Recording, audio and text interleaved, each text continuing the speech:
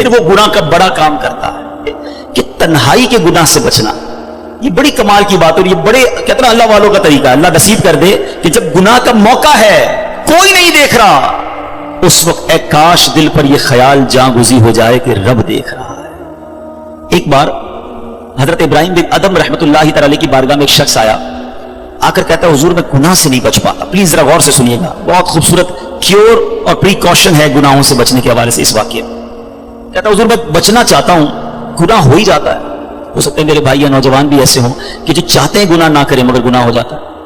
حضرت ابراہیم بن ادم نے کہا اچھا ایسا کرو, گناہ کرنا چاہتے ہو؟ کہتا ہاں بچ نہیں پاتا, مجھے کرنا پڑتا ہے گناہ. کہا ٹھیک ہے, اب جب بھی تمہارا گناہ کرنے کا جی چاہے نا تو اللہ کا رزق کھانا چھوڑ دینا. کہتا حضور یہ کیسے پاسبل ہے, دنیا میں جو کچھ ہے وہ اللہ نے عطا کیا, اس کے بغیر تو جی نہیں سکوں گا. کہا اچھا اب گناہ کرنے کا جی چاہے تو ٹھیک ہے گناہ کر لینا, مگر ایسی جگہ جا کے کرنا جہاں اللہ نہ دیکھ رہا ہو. تو کہتا ہے حضور east west north south every where جدھر بھی جاؤں گا اللہ تو دیکھ رہا ہے نا, وہ اللہ کی کائنات ہے. اچھا ایسا کرو, گناہ کرنا ہے نا کرو, مگر اللہ کی زمین سے اللہ کی کائنات سے نکل کر لو. تو کہتا ہے میں اس کی ملک اور اس کی ملکیت والی جگہ سے بھی باہر نہیں جا سکتا. اچھا گناہ کرنے کا جی چاہے ٹھیک ہے, کرنا چاہے تو کر لینا, مگر جب ملک الموت تمہاری روح قبض کرنے آئے نا تو ان کو منع کر دینا کہ نہیں میری روح قبض نہ کرے, میں نے ابھی توبہ کرنی ہے. تو کہا حضرت nobody have power to deny, کون ہے جو ملک الموت کو منع کر سکے گا کہ میری روح قبض نہ کرو, جو وقت ہے وہ تو آ کر رہے گا. فرمایا اچھا پھر ایسا کرو گناہ جتنے کرنے کر لو, مگر قیامت کے دن جب فرشتے تمہیں جہنم کی طرف لے جانے لگے نا تو ان کو منع کر دینا کہ نہیں میں نہیں جاتا. کہا حضرت یہ کس کے پاس پاور ہے, وہ تو گھسیٹتے ہوئے جہنم میں لے جائیں گے, وہاں تو جو حکم ہو گیا اس پر عمل ہوگا. اب حضرت ابراہیم بن ادم نے پہلے کہتے ہیں نا مقدمہ, ایک آپ کہتے ہیں نا پہلے جزیات جمع کیے, باقاعدہ اس کا مائنڈ سیٹ بنایا, اب اسے خوبصورت سمری بیان کی. فرماتے بیٹا ایک بات سنو, تم اللہ کا رزق کھانا چھوڑ نہیں سکتے, اللہ کے ملک سے باہر جا نہیں سکتے, مرنے سے پہلے ملک الموت آئے تو ان کو منع نہیں کر سکتے, جہنم کے فرشتے تمہیں عذاب کے لیے لے جائیں تو ان کو بھی روک نہیں سکتے. جب یہ سارے کام نہیں کر سکتے تو پھر ایک کام کر لو, گناہ کرنا ہی چھوڑ دو. پھر وہ بندہ زارو کتار رونے لگا اور کہتا ہے حضرت میں وعدہ کرتا ہوں آج کے بعد گناہ نہیں کروں گا. اے میرے بھائیوں میرے نوجوانوں, میں بہت اچھی طرح جانتا ہوں, میں آپ کی لائف گزار چکا ہوں, میں بھی اسٹوڈنٹ رہا ہوں. یہ لائف بڑی ڈیفیکلٹ ہے, شیطان اس میں بڑا حملہ کرتا ہے, نفس بڑا حملہ کرتا ہے, گناہوں کی طرف بہت کھینچتا ہے, مگر یہ ولیوں کا شیوا ہے کہ وہ جوانی میں عبادت کرے. اللہ کو بڑا پسند ہے وہ نوجوان, اللہ فرشتوں پر فخر فرماتا ہے کہ دیکھو میرا بندہ جوان ہے اور میری عبادت کر رہا ہے. مگر آج جوان کہتا ہے جوانی تو دیوانی ہے, مزے کرنے کے دن ہیں, مولوی صاحب بوڑھا ہونے کے بعد میں اللہ اللہ ہی کروں گا, 40-50 سال کے بعد میں مسجد میں بھی چلا جاؤں گا, میں داڑھی بھی رکھ لوں گا, ابھی تو انجوائے کرنے دو. چلو آج آپ اور میں ایک ڈسکس کر لیتے ہیں. If you want to enjoy in this life, آپ چاہتے ہیں کہ ابھی مزے کرنے تھے بعد میں نے توبہ کر لینی ہے, تو ایک چھوٹی سی ڈیبیٹ آپس میں کر لیتے ہیں. چلیں جناب, آپ میں سے کون ہے اتنے بڑے ہال میں جس کے پاس یہ گارنٹی ہے کہ وہ 50 سال کا ہونے تک زندہ رہے گا؟ Anybody has guarantee? Nobody has guarantee. 50 سال زندگی مجھے ملے گی, کوئی ہے؟ نہیں ہے. چلیں ایسا کوئی بھائی بیٹھا ہو جو بتائے جو 1 سال میں زندہ رہوں گا. Nobody has guarantee for live for 1 year. چلو 1 ہفتہ زندہ رہنے کی گارنٹی ہے, کل صبح تک زندہ رہنے کی گارنٹی ہے. سمجھدار لوگ ہیں, میری بات آپ فالو کر رہے ہیں. اٹ مینس آگاہ اپنی موت سے کوئی بشر نہیں, سامان 100 برس کا ہے, پل کی خبر نہیں. آپ کہتے ہیں میں بوڑھا ہو کے توبہ کر لوں گا, ارے آج دنیا سے میں جا سکتا ہوں اور آج چلا گیا تو اللہ کو کیا جواب دوں گا؟ حرام کرتے ہوئے, شراب پیتے ہوئے, بدکاریاں کرتے ہوئے, گرل فرینڈ اور بوائے فرینڈ بنا کر حرام باتیں کرتے ہوئے کدھر جاؤ گے؟ قبر میں کیا جواب دو گے؟ دیکھیں یہ دنیا تھوڑی ہے, میں نے آپ کو جنت کا ریوارڈ بتایا ہے, وہاں نہ ختم ہونے والی نعمتیں ہیں. دنیا کی ایکسپائری ڈیٹ ہے, we have to go from this world, ہم سب نے دنیا سے جانا ہے, مگر جنت میں جو چلا گیا اسے موت نہیں آنی ہے. ہم فیہا خالدون, قرآن کا وعدہ ہے کہ ہمیشہ ہمیشہ جنت میں رہیں گے. تو کیوں نہ میں اس ریوارڈ کی تیاری کروں؟ یہاں نفس کہے گا تھوڑی دوستی کر لے, نفس کہے گا تھوڑی بری چیزیں دیکھ لے, انٹرنیٹ پر نئی فلم آئی ہے, فلاں جگہ کانسرٹ ہو رہا ہے, ارے سارے دوست نشہ کر رہے ہیں, تو بھی تھوڑے سے سپ لگا لے. آج اپنے آپ کو روکنا ہے, مجھے دنیا کی گندی شراب نہیں پینی, مجھے جنت کی پاکیزہ شراب پینی ہے.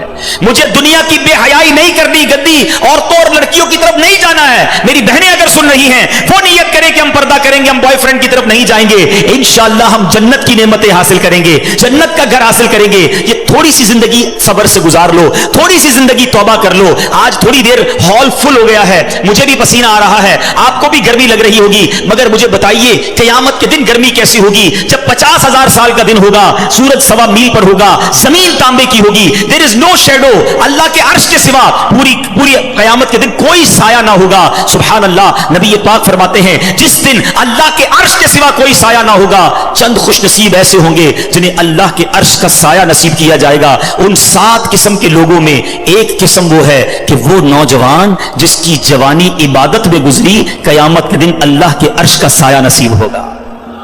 پلیز اپنی جوانی کو بچا لو.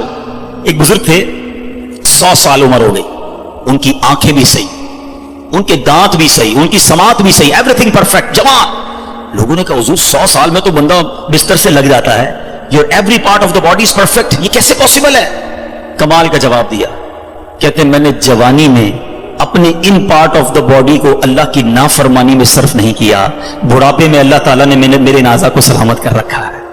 آپ اچھا بڑھاپا گزارنا چاہتے ہیں نا تو پاکیزہ جوانی گزاریے, خدا را اپنے آپ کو بچائیے. اپنی شرمگاہ کی حفاظت کیسے ہوگی؟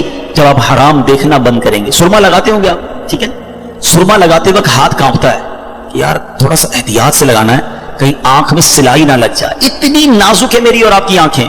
موٹر سائیکل پر تو جاتے ہیں, کبھی کبھی کچرا آنکھ میں آ جائے, لال ہو جاتی, سرخ ہو جاتی آنکھ. ٹرائی ٹو انڈرسٹینڈ, اتنی نازک آنکھیں ہیں, اور ان آنکھوں کو جو حرام سے فل کر رہا ہے, روزانہ انٹرنیٹ پر نہ جانے کیا کیا دیکھ رہا ہے. حدیث پاک کا مضمون ہے جو اپنی آنکھوں کو حرام سے بھرتا ہے, قیامت کے دن ان کی آنکھوں میں جہنم کی آگ ڈالی جائے گی. کیسے برداشت کریں؟ ہم بہت کمزور ہیں میرے بھائیوں, خدا را توبہ کر لیجیے. اور اب اللہ سے دعا کرتے ہیں کہ مولا کمزور ہیں, گناہ گار ہیں, بڑی خطائیں ہو گئی ہیں, مالک تیرے دربار میں حاضر ہو گئے ہیں. اللہ پچھلے گناہ معاف کر دے اور اگلی زندگی اچھی عطا کر دے, ہمیں نیک بنا دے. ہم آ جاتے ہیں شیطان کے واروں میں, کمزور ہیں, مالک تو طاقتور ہے, ہماری مدد کر, ہمیں حرام دیکھنے سے بچا, ہمیں حرام سننے سے بچا, ہمیں حرام بولنے سے بچا, ہمیں اپنی اعضاء کو حرام کاریوں سے بچانا نصیب فرما. اور جن خوش نصیبوں کو نبی پاک نے جنت کی گارنٹی دی ہے, اے اللہ ان خوش نصیبوں میں ہمیں بھی شامل فرما لے. یہ بدکاری کتنا برا گناہ ہے, یہ جو لوگ حرام کاری کی طرف جاتے ہیں تھوڑی سی انجوائمنٹ کے لیے, ایسے پروگرامز میں جانا جو آپ کا دل اس طرف لے جائیں حرام کاری کی طرف, ہمیں پہلے پریکاشن کرنی ہوگی کہ تاکہ ہم اس طرف نہ جائیں اور اپنے آپ کو بچا لیں. تو آج میرا میسج یہی ہے, آج میرا پیغام یہی ہے کہ خدا را اپنی زبان کی حفاظت کریں, اپنی آنکھوں کی حفاظت کریں, اپنی پاکیزگی کی حفاظت کریں, نہ جائیں حرام کاریوں کی طرف. اب اس میں بہت بڑا پرابلم پتہ ہے کیا ہے؟ یہ باتیں سن کر ہو سکتا ہے, I'm not sure کہ سب کا ذہن بن رہا ہو, مگر ایسے سعادت مند بھی ہوں گے جن کا یہ ذہن بن رہا ہوگا کہ یہ ٹھیک بات کر رہے ہیں, مجھے اکیلے قبر میں جانا ہے اور اپنی کرنی کا جواب اکیلے ہی دینا ہے. اب اگر مجھے اپنی قبر روشن کرنی ہے تو مجھے ان گناہوں سے بچنا ہوگا. یاد رکھو, جس طرح فیوچر برائٹ کے بارے میں سوچتے ہو نا کہ برائٹ فیوچر ہو جائے, کبھی برائٹ گریو کے بارے میں سوچا میری قبر بھی برائٹ ہو جائے؟ کیونکہ قبر 2 طرح کی ہوگی. There are only 2 types of graves. رسول اللہ صلی اللہ علیہ وسلم فرماتے ہیں قبر 2 طرح کی ہوتی ہے, حدیث پاک کا مضمون ہے, یا تو جنت کا باغ یا دوزخ کا گھڑا. Now it's up to you which type of grave you like to live. کتنے سال قیامت تک کے لیے اس قبر میں رہو گے اور کیسے رہو گے؟ جہنم کے گھڑے میں, سانپ اور بچھوؤں میں, یا جنت کے باغ میں؟ یہ آپ نے ڈیسائیڈ کرنا ہے. اب پرابلم کیا ہے کہ اس طرح کی سپیچز, اس طرح کے پروگرامز دل پر اثر کرتے ہیں, مگر جب یہاں سے فارغ ہوں گے تو وہی دوست ہیں, وہی گیدرنگ ہے. یا چھوڑو یار, مولوی صاحب تو ڈرانے والی باتیں کر رہے تھے, پھر چلتے انجوائے کرتے ہیں. اب بندہ کہ یار میں ذرا نماز پڑھنے جا رہا ہوں, ارے کیا مولوی ہو گیا ہے, بار بار نماز پڑھ رہا ہے. ایسے دوست جو ہے نا وہ بھی نیک نہیں بننے دیں گے. اگر آپ کا یہ ذہن بن گیا ہے کہ میں نے نیک بننا ہے, اللہ کو راضی کر کے جنت میں جانا ہے. آپ پڑھائی کے لیے کیا کرتے ہیں؟ کیا آپ نے اگر اچھے مارکس لینے ہیں تو ان ڈل دوستوں کے ساتھ بیٹھتے جو پڑھتے نہیں ہیں, یا آپ ان لوگوں کو ڈھونڈتے ہیں جو پڑھاکو ہوتے ہیں, جن کے پاس نوٹس بنے ہوئے ہوتے ہیں کہ یار ان کے ساتھ بیٹھوں گا تو اچھی سبق کی تیاری ہو جائے گی, یہ اچھے اسٹوڈنٹ سے میں بھی اچھا بن جاؤں گا. دنیا میں جب آپ کو یہ پتا ہے کہ اچھوں کی صحبت اچھا بناتی ہے, تو اگر آخرت کی تیاری کرنی ہے نا میرے بھائیوں, میرے اسلامی بھائیوں, تو آپ کو نیکوں کی صحبت اختیار کرنی ہے. وہ دوست کس کام کے جو نماز پڑھنے پر میرا مذاق ہو رہا ہے, مجھے تو وہ دوست چاہیے کہ میں نماز کے لیے نہ جاؤں تو مجھے یاد دلائے کہ بھائی چل دونوں بھائی نماز پڑھتے ہیں, جنت میں جانا ہے. خدا را ایسی کمپنی ڈھونڈو, اس کمپنی سے اپنے آپ کو بچائیے. اچھے کی صحبت تجھے اچھا بنائے گی, برے کی صحبت تجھے برا بنا دے گی. تو خدا را اچھوں کی صحبت تلاش کیجیے. آج کے دور میں بہت بڑی نعمت دعوت اسلامی کا ماحول ہے جو ہمیں ایسے دوست دیتا ہے جو ہمیں آخرت کی یاد دلاتے ہیں. احادیث کا مضمون ہے دوست وہ ہوتا ہے جسے دیکھ کر خدا یاد آ جائے. بتائیے کوئی ایسا دوست ہے ہمیں ہمارے پاس جس کو دیکھ کر خدا یاد آ جائے؟ ہمارے دوستوں کو دیکھ کر تو سنیما یاد آتا ہے, کانسرٹ یاد آتا ہے, عجیب و غریب باتیں یاد آتی ہیں. ایسے دوست کس کام کے جو نہ دنیا میں میرے کام آئے اور مرنے کے بعد میری قبر پر آ کر فاتحہ بھی نہ پڑھ سکیں. ہم نے دیکھا ہے کہ کسی کا جنازہ ہو تو دوست باہر کھڑے ہوتے ہیں, لوگ کہیں یار آپ جنازہ پڑھیں, کہتے ہیں یار ہمیں تو پڑھنا ہی نہیں آتا. ایسے دوست کس کام کے جو میرا جنازہ نہ پڑھ سکیں؟ اللہ کرے میرے ایسے دوست ہوں کہ مجھے سنت کے مطابق غسل دیں, کفن دیں, مجھے قبر میں اتاریں اور نمازیں پڑھ پڑھ کے مجھے ایصال ثواب کرتے رہیں.